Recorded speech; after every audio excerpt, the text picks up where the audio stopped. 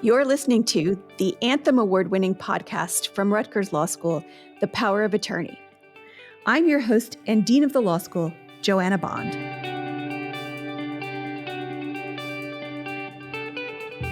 Today, I'm joined by two third-year Rutgers law students, Hannah Soiss and Fotini Sisois. They both are extraordinary law students and leaders of Rutgers Law School. So we'll get into the specific ways that they impact the law school environment in a minute, but I want to ask them initially to tell us a little bit about themselves and why you came to law school. Sure, I can go first. My name's Hannah. I'm the SBA President of the Camden Rutgers Law School. I knew I wanted to go to law school early on in life. I actually took that quiz that they make you take in high school. It's like 200 questions and they match your personality to a profession. And I got paired with a judge. And while I think I exercise good judgment, I definitely see myself as more of an advocate and being the one formulating my own arguments. And I chose to go to Rutgers for my legal education because of its emphasis on scholarship, its historical significance in the legal community, and also for the people. All of the conversations I had prior to being a law student, I was just really impressed with how genuine and personable everyone was. And we have such a diverse student body. We're really dynamic thinkers and well-rounded individuals. And I just knew that that's the type of community that I wanted to join and be a part of. Hannah, that's great. Thank you for those insights. Some of those things are exactly the reasons that I was attracted to Rutgers Law School too. The diversity of the student body, the diversity of the community, the strength of the community itself, and the incredible work that our faculty does and that our students are doing. It's just an exceptional place to study. So with that, I'm going to ask Fotini the same question. Yeah, thank you, Dean Bond. My name is Fotini. I am the SBA president of the Newark campus. I'm originally born and raised in Florida, specifically Tarpon Springs. And just like Hannah, I decided early on that I wanted to be a lawyer. But I decided to be a lawyer because I had the privilege of being accepted into an internship program in high school that partnered me with a local law firm. And it was a criminal defense law firm, but they took me to the courthouse very frequently. And so I got to see early on what it's like to be a criminal defense attorney. And I knew that that was what I wanted to do. So Rutgers Law has an incredible criminal defense clinic and great ties to the Newark market and the New Jersey market. And that's what initially drew me to Rutgers. But what has made me fall in love with Rutgers Law is the community, the connections with the alumni network. They're incredible people. The administration being so helpful and caring, and just the social culture of the law school. So I'm so happy to be here and I'm happy to be on this podcast today. That's wonderful. Well, we're so lucky to have you both as guests on the podcast and as 3L students. I mentioned that you all are both real leaders within the law school, and that is absolutely true. You're both SBA presidents and truly leaders within the student body. So I want to thank you for all of the time and energy that you've put into making the law school a better place. It is without a doubt a better place for both of you having been here and been real leaders in the community. So thank you. Thank you. Thank you. I think now we want to flip the script, and I think we're curious to know your origin story. How did you become a lawyer and ultimately Dean of Rutgers Law School? Well, that is a great question. I started out really wanting to do women's rights work. I discovered in college that I wanted to do women's rights work, and that's what drew me to law school. But I always thought I wanted to do domestic women's rights work. I was very involved in domestic violence work and with a focus on work in the U.S., and then when I got to law school, I had an opportunity to work in an NGO that was housed at the law school. So it was a separate nonprofit organization, but it was housed at the law school. And that organization focused on women's rights globally. And I happened to get a job there. So I worked there all through law school, but it was fantastic. It was a great introduction to doing women's rights work across the world. And so that led to, well, then I did a clerkship. I did a clerkship in U.S. District Court in Minnesota, worked with a wonderful judge who was a fantastic and continues to be a fantastic mentor. And we're still in touch, and she's just a fantastic human being. And so after the clerkship, I did a year of human rights work where I was working with different organizations. Mostly they were based, well, some were based in the US, some were based internationally, but I was able to do research for them, and I worked as an independent contractor essentially for a year. That was right before my clerkship. Then I did my clerkship, and then I started teaching. I took a teaching fellowship at Georgetown at the law school, and the name of the fellowship program was the Women's Law and Public Policy Fellowship Program. And so this was right up my alley. I knew I wanted to do women's rights work. This was an organization that took young, recently graduated lawyers and placed them in women's rights organizations. And so I thought I was going to be placed in some nonprofit organization working on women's rights in DC. And I was actually placed in the Georgetown Women's Rights Clinic. And that was my first introduction to teaching.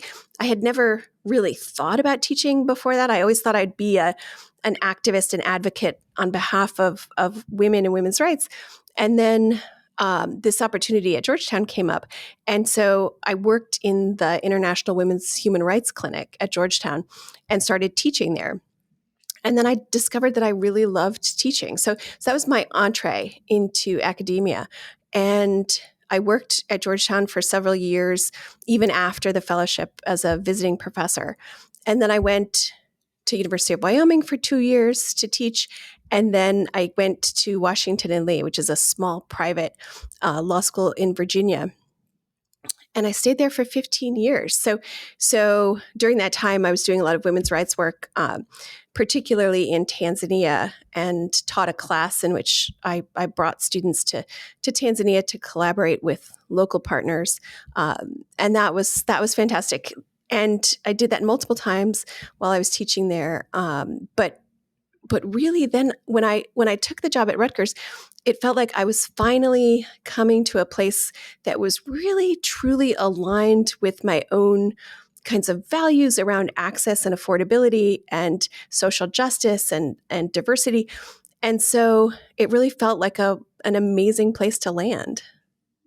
That's the story in a nutshell. Well, we're so glad that you did land here.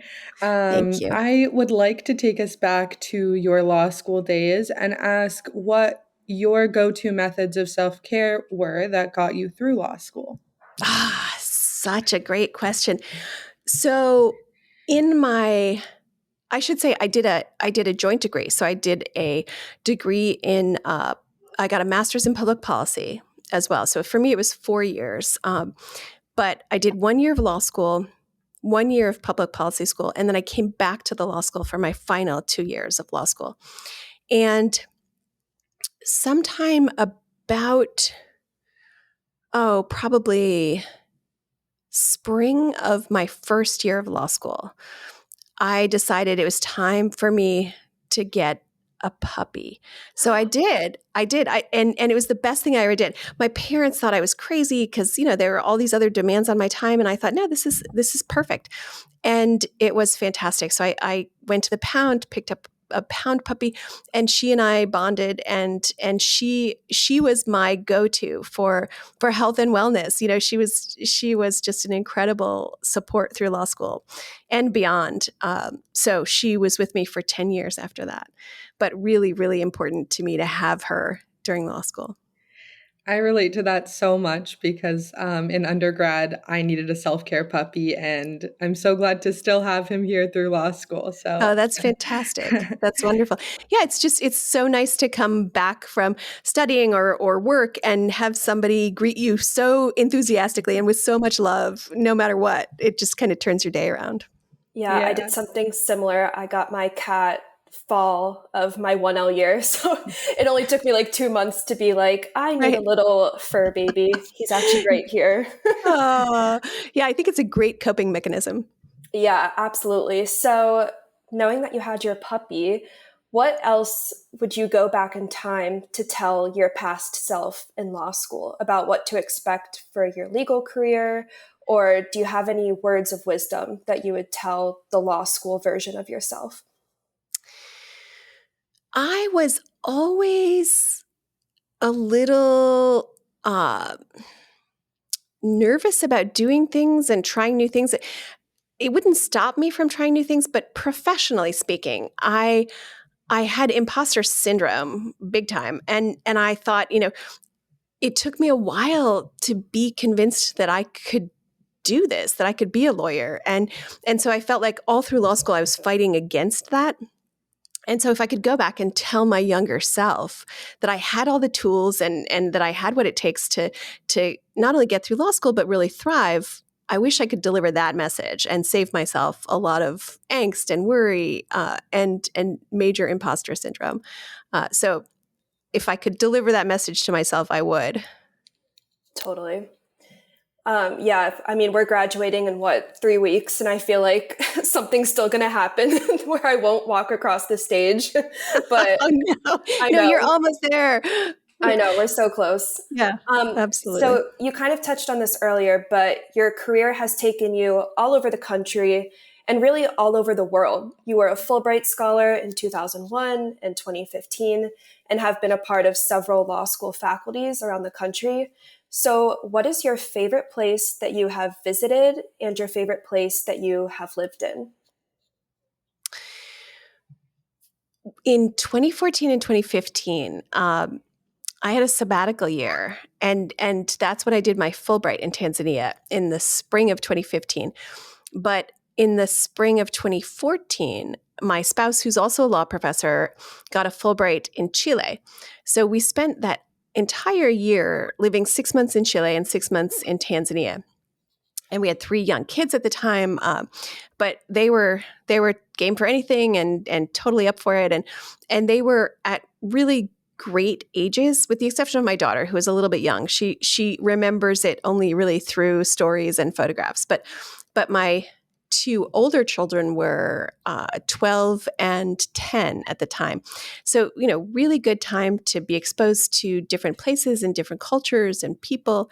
And it's really hard to choose between those two as a favorite place that we've lived.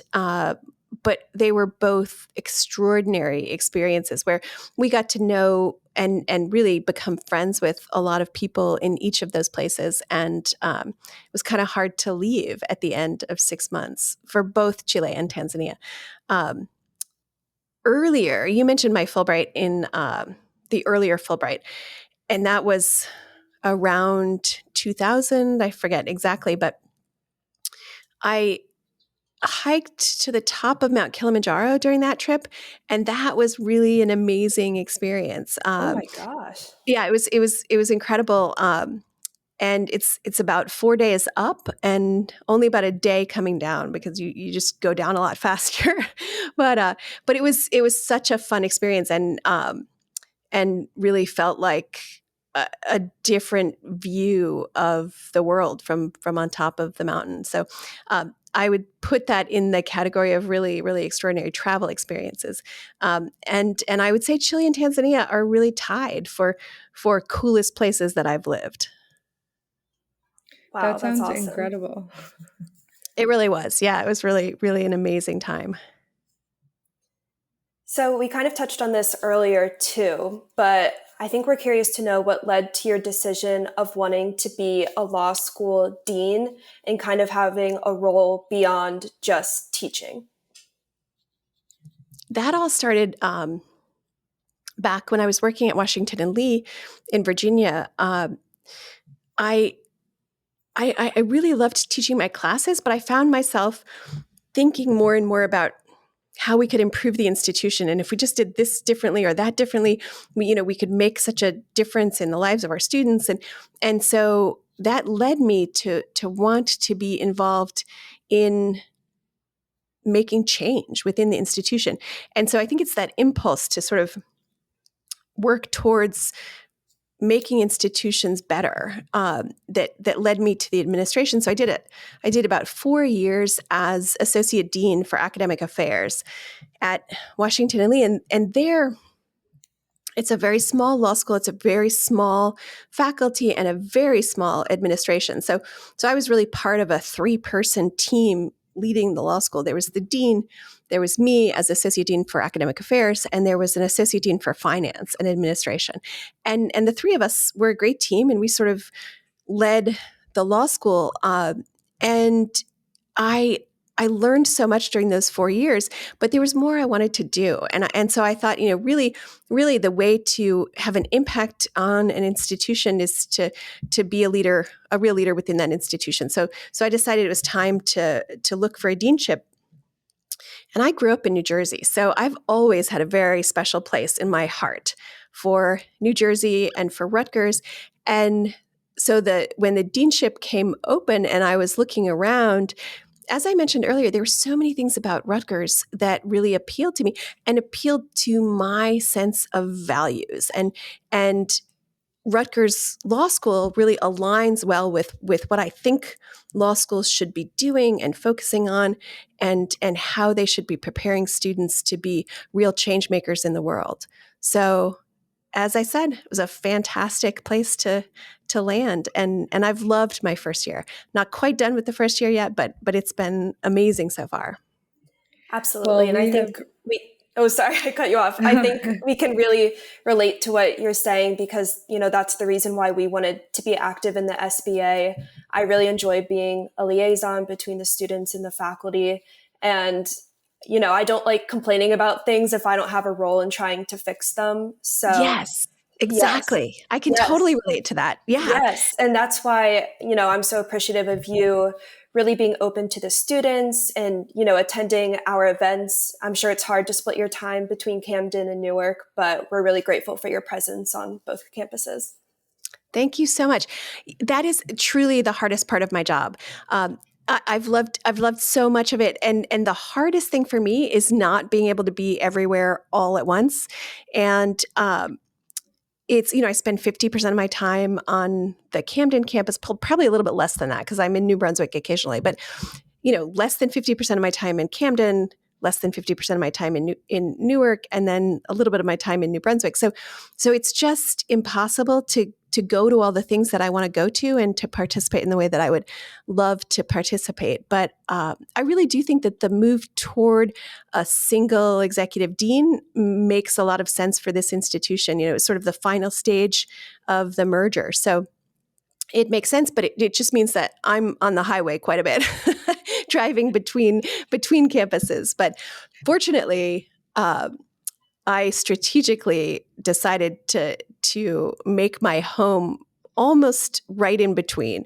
So I'm living in Central Jersey, and it's almost equidistant to both campuses. So you believe there is a central New Jersey? I was just going to say that. Yes. I mean, I do. I'm new to this controversy because I grew up in North Jersey and I grew up in this little bubble of Bergen County. So I didn't even really know that there was a South Jersey when I was growing up.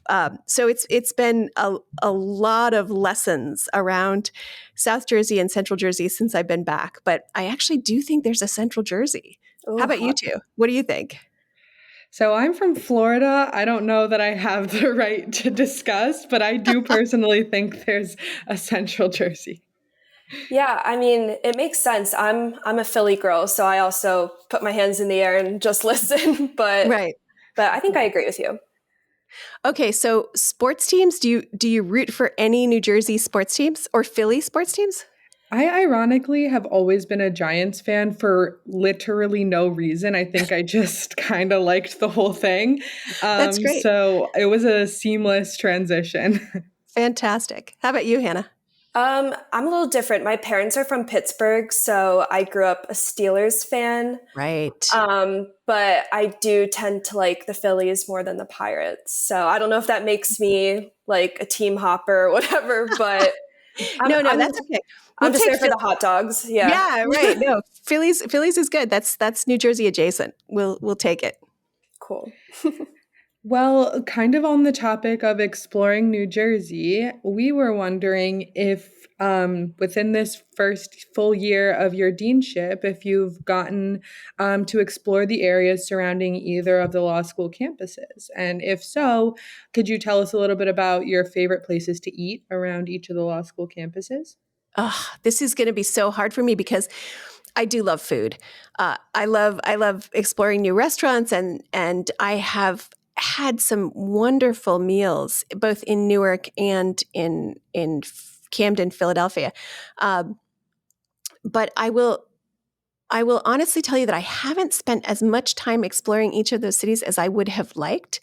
And that's partly just because, when I'm at the office, I'm generally in meetings and so there's not as much time as I'd hoped to really explore the cities. But I have had some lunches that have taken me to really wonderful places. I couldn't name them for you. I I don't remember, but there are some fantastic restaurants in Newark and the Camden, Philly area. So I have spent a lot of time exploring restaurants in Princeton, where I live, mostly because, that's when I go out for meals with my family. And I came from this small town in Virginia where there were 7,000 people. So it was tiny, a dot on the map.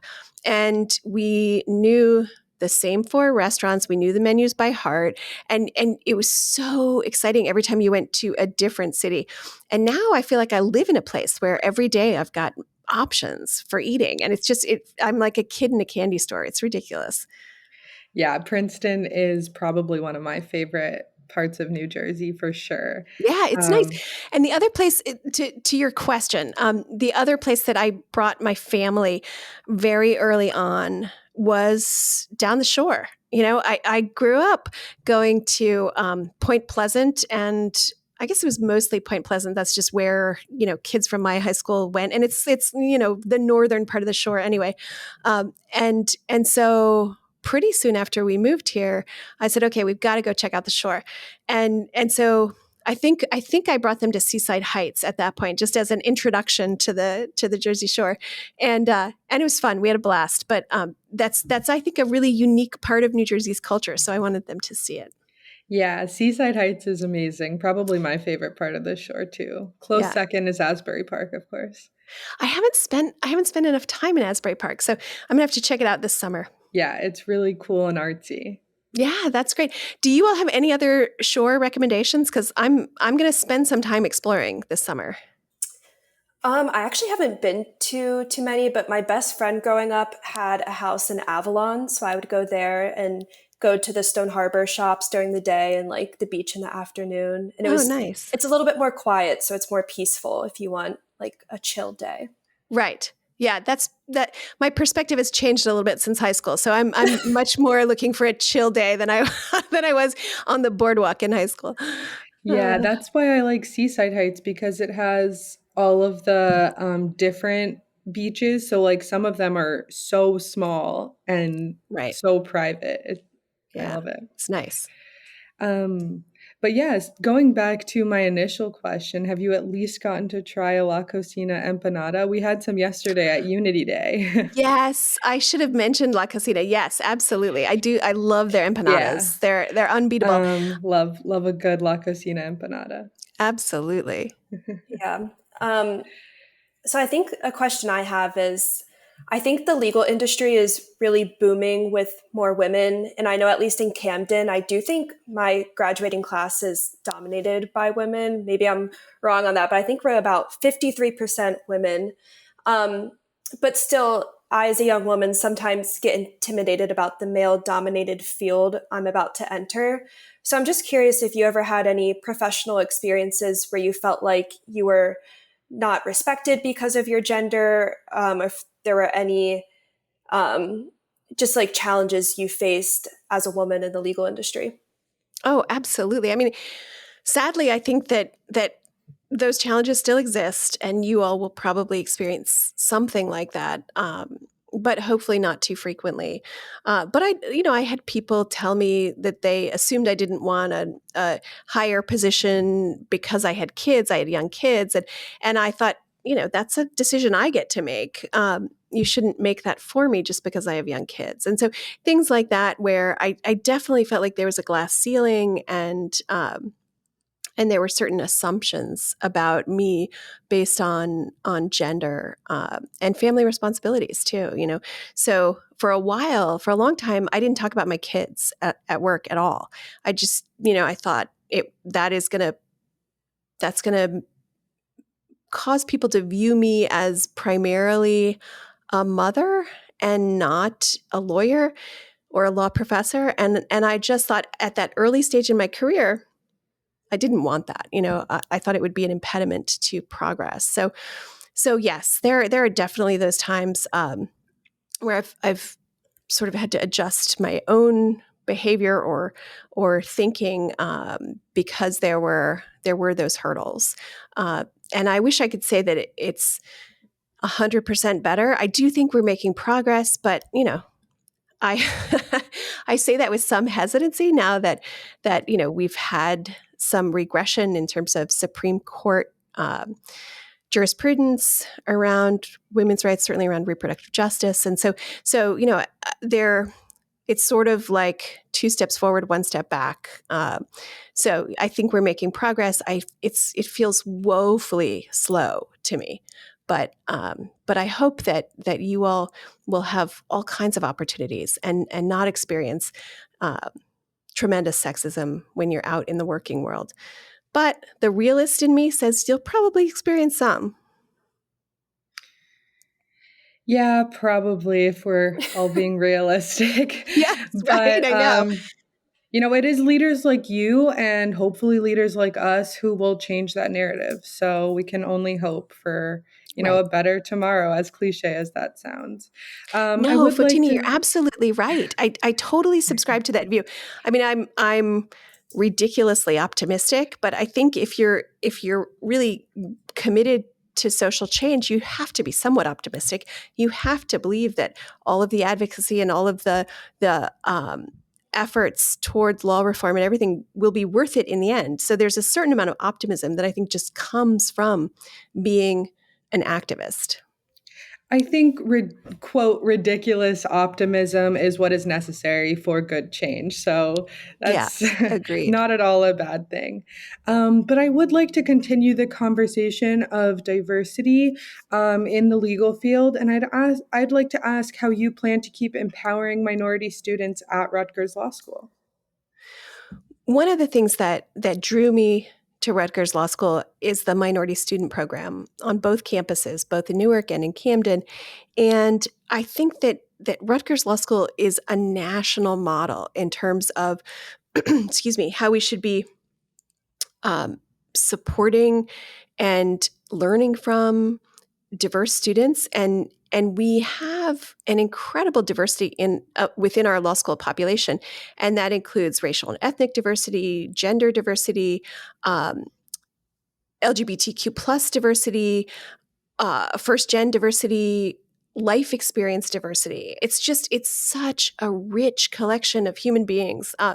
And we have this program that's been in existence well over 50 years, at least on the Newark campus, that was designed to help diversify the legal profession.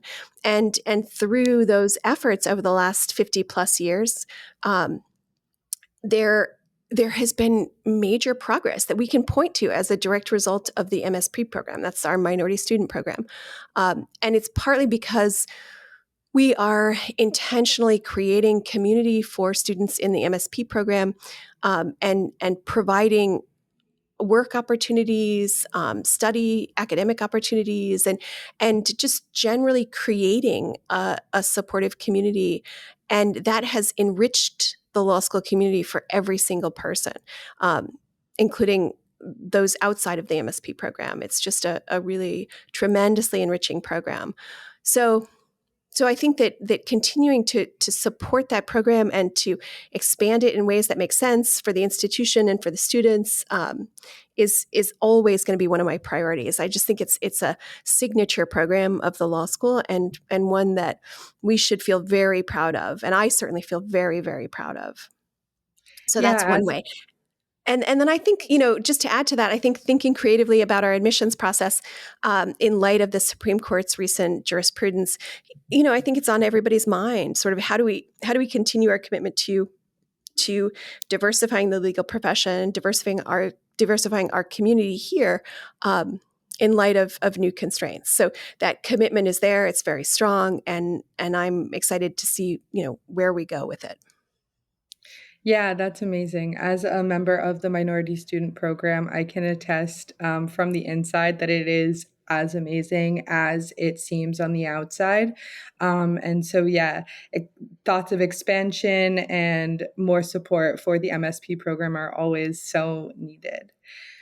Yeah, I feel Yeah. like it betters the classroom environment too, because our professors do allow collaborative discussion. And I feel like I learn more from my classmates sometimes than the professors. And I think going into law school, I ignorantly thought all of my classmates would be like 20 somethings. And I was just so wrong. I have, so many friends who do not fit that stereotype and are non-traditional students.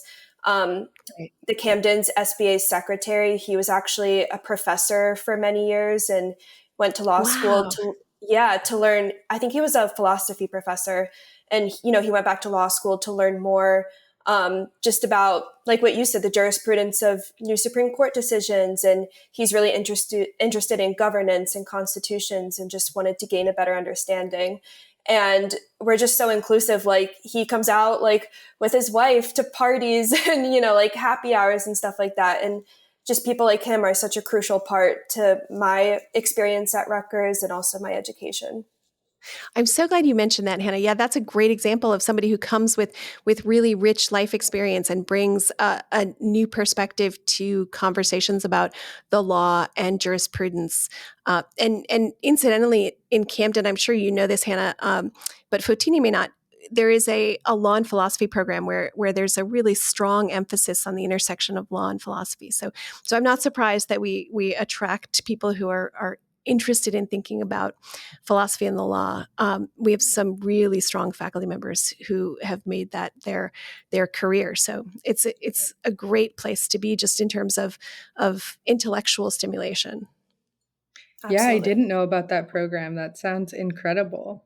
Similarly, on the Newark side, we have someone who is a neurosurgeon and has her own practice, and someone who's a veterinarian and started a chapter of the Animal Law Society because she felt like Rutgers Law didn't have enough focus on animal law, and she has been a trailblazer in leading that. And That so is that's amazing. one thing that I love about Rutgers Law too, is just we really have fostered a lot of leaders and people in the community who just want to make change in different ways. Yeah, absolutely. That's another great example. I mean, these are students who want to impact their world in a positive way, and they're very entrepreneurial too. I mean, you all are great examples of that too. But it makes for a very dynamic, really fascinating, and very supportive community. Yeah.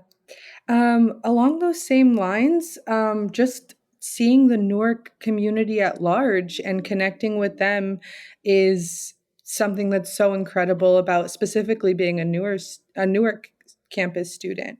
Um, Throughout my time as an admissions ambassador and as the co-chair of Street Law, it has become so apparent to me that the law school prioritizes in many ways making higher education accessible to students of diverse backgrounds. Is this a shared priority for you as the dean as well? And if so, what are some ways that you plan to connect with the Newark and Camden youth and make higher education seem more accessible to them? Absolutely. One of the things I love about the contributions of Chancellor Nancy Cantor is the way that she envisions the university's relationship with the broader community, and she's really coined the term and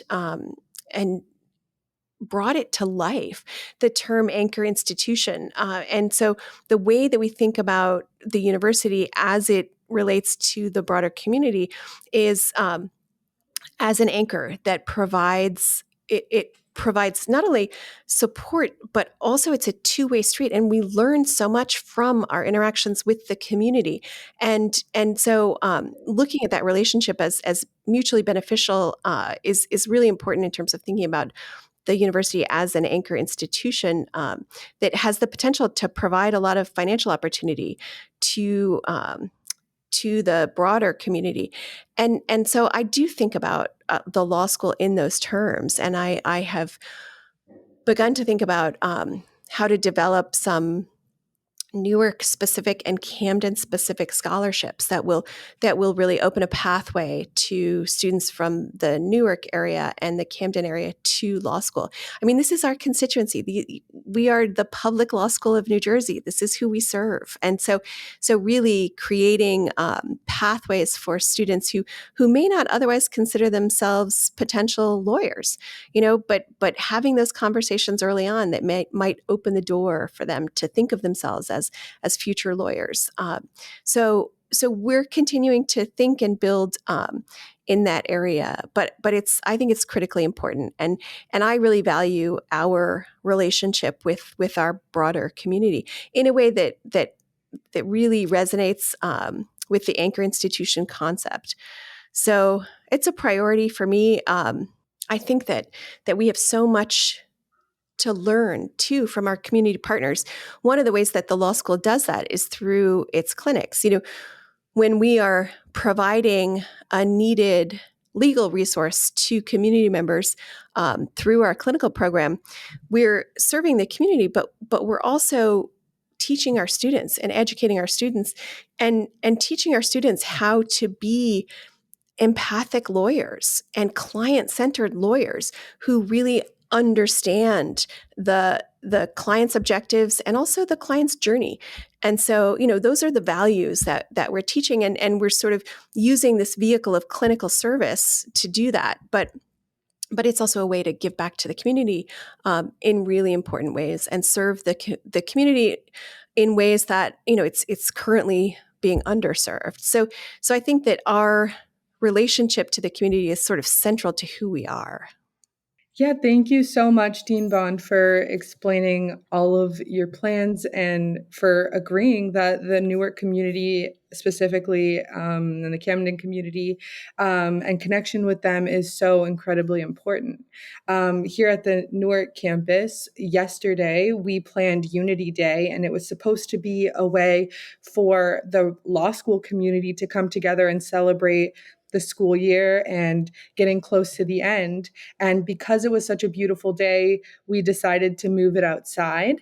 But then that ended up becoming an incredible opportunity for us to connect with the Newark community, because we had students from different local schools. We had different people just walking by and interacting with us. We had huge Connect Four and Jenga and basketball and photo So booths. fun.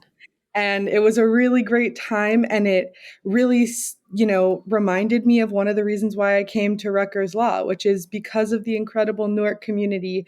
And it has become a passion of mine to connect with them, from the middle schools and the elementary schools in Newark, because they're all so incredible. And so it was a really nice way to kind of come full circle yesterday and do that once again. Absolutely. It was such a perfect day yesterday for that activity. And it was so nice to see so many students outside. And I also saw members of the community, people pushing strollers through and stopping to play Jenga. And it was great. It was great on so many levels. Yeah, in fact, a little girl came up to me and asked me who we are and what we're doing. And I said, oh, we're Aw. the law school. And she's like, law school? Who wants to go to law school? And I was like, you're right. She might um, change your mind someday. I tried my hardest to get her to do that in that moment. She said, well, maybe I should be a lawyer. I like to argue with my siblings. And I was like, yeah, you should. Right, perfect.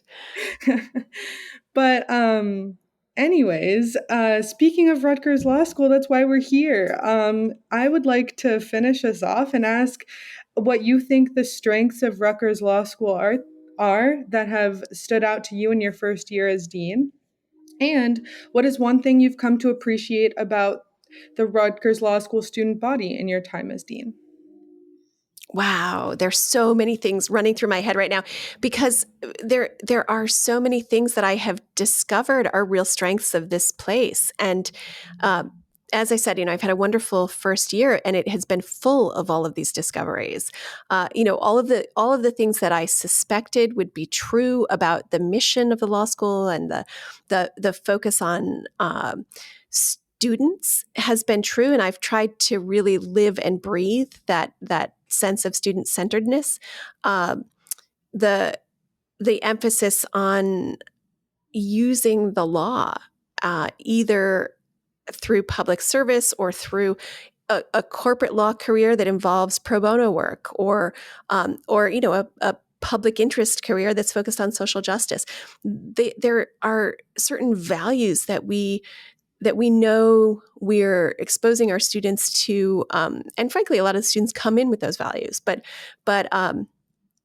we really do want to emphasize that there is a responsibility as lawyers to give back, to be leaders in the community, and to give back. And so that has been underscored for me time and again with our students, with the incredible work that the faculty's doing. And so I really do appreciate that in ways that I didn't when I was just reading about the institution from afar. So, I think being here and interacting with students and faculty and staff has just underscored for me not only what an important place it is in terms of the values that we're communicating to students, but also what an incredible community it is. And I hate to beat a dead horse. I know we've talked about what a special place this is, but it really is an extraordinary community on both campuses. And I have loved that. I've loved getting to know the people. One of my favorite things is interacting with students and alums. And so, I'm not in the classroom right now, so I take every opportunity I get to interact with students outside of the classroom. And I've had just wonderful experiences talking to students at events and getting to know them outside of class. And the students are remarkable. I mean, you all know this. You are the embodiment of this, but you can also look around and see your peers doing really incredible things. And you both mentioned examples of students who really enrich the intellectual life and the community here.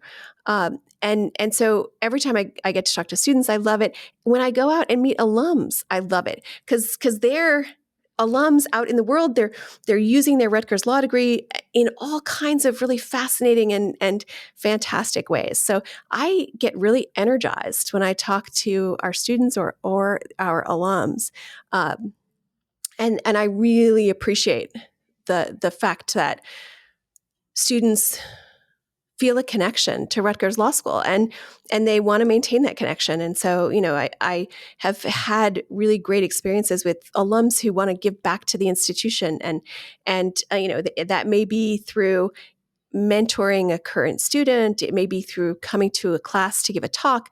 There's so many ways that our alums want to be involved, and it's because they had a positive experience. They want to give back to ensure that our current students are actually having a positive experience too. So that impulse to give back is something that I really, really appreciate. Yeah, I couldn't agree more, especially about the alumni network.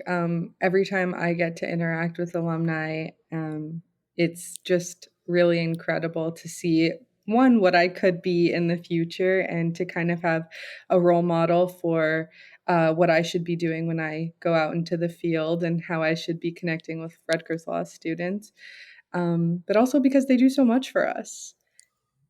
Absolutely. Absolutely.